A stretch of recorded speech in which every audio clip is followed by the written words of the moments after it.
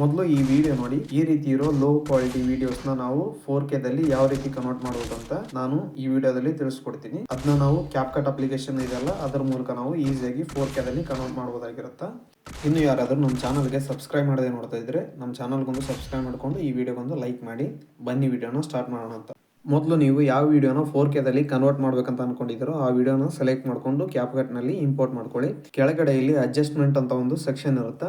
ಅಲ್ಲಿ ಹೋಗಿ ನೀವು ಬ್ರೈಟ್ನೆಸ್ನ 7ಗೆ ಸೆಟ್ ಮಾಡಿ, ಕಾಂಟ್ರಾಸ್ಟ್ನ 7ಗೆ ಸೆಟ್ ಮಾಡಿ, ಸ್ಯಾಚುರೇಷನ್ ಒಂದು 15 to 20 ಬಿಲೋದಲ್ಲಿ ಇಟ್ಕೋಬೇಕು, ಅದರ ನಡುವೆ ಇಟ್ಕೊಂಡಿರಬೇಕು.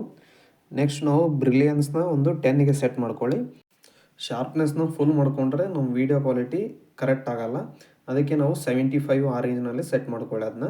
ನೆಕ್ಸ್ಟ್ ಇಲ್ಲಿ ಕ್ಲಾರಿಟಿನ 52 ಇರುತ್ತಲ್ಲ, ಆ ರೇಂಜ್ನಲ್ಲಿ 50 to 55 ರೇಂಜ್ನಲ್ಲಿ ಸೆಟ್ ಮಾಡ್ಕೊಳ್ಳಿ. ನೆಕ್ಸ್ಟ್ ಇಲ್ಲಿ HSL ಅಂತ ಒಂದು ಆಪ್ಷನ್ ಇದೆಯಲ್ಲ, ಇದು ಒಂದು ಆಪ್ಷನಲ್ ಆಗಿರುತ್ತೆ. ಇದನ್ನ ನೀವು ಬೇಕಂದ್ರೆ ಸೆಟ್ ಮಾಡ್ಕೋಬೋದು, ಇಲ್ಲಾಂದ್ರೆ ನಿಮ್ಮ ವಿಡಿಯೋ ಕ್ವಾಲಿಟಿಗೆ ತಕ್ಕಂಗೆ ಅದನ್ನ ಹೆಚ್ಚು ಕಮ್ಮಿ ಬ್ರೈಟ್ನೆಸ್ನ ಮಾಡ್ಬೋದಾಗಿರುತ್ತೆ. ನೆಕ್ಸ್ಟ್ ಇಲ್ಲಿ ಹೈಲೈಟ್ಸಿಗೆ ಬಂದರೆ ಮ್ಯಾಕ್ಸಿಮಮ್ ಇದನ್ನ 20 to 25 ರೇಂಜ್ನಲ್ಲಿ ಇಟ್ಕೊಂಡಿರಿ. ಇದು -20 to 25 ಆಗಿರುತ್ತೆ. ನೆಕ್ಸ್ಟ್ ಹಾಗೆ ಮುಂದೆ ಬಂದರೆ ಇಲ್ಲಿ ಟೆಂಪರೇಚರ್ ಅಂತ ಒಂದು ಆಪ್ಷನ್ ಇದೆ. ಇದನ್ನ ನೀವು -7 ಡಿಗ್ರಿನಲ್ಲಿ ಇಟ್ಕೋಬೇಕಾಗತ್ತೆ. ಇದೆಲ್ಲ ಅಡ್ಜಸ್ಟ್ ಮಾಡಿದ್ಮೇಲೆ ಇದನ್ನ ಫುಲ್ ವಿಡಿಯೋಗೆ ಅಪ್ಲೈ ಮಾಡಬೇಕಾಗತ್ತೆ. ಇದೆಲ್ಲ ಆದಮೇಲೆ ನಮ್ಮ ವಿಡಿಯೋ ಅನ್ನೋದು 4K ನಲ್ಲಿ ಕನ್ವರ್ಟ್ ಆಗಿರುತ್ತೆ. ಅದು ನೋಡೋಕೆ ಈ ಥರ ಸಿಗುತ್ತೆ.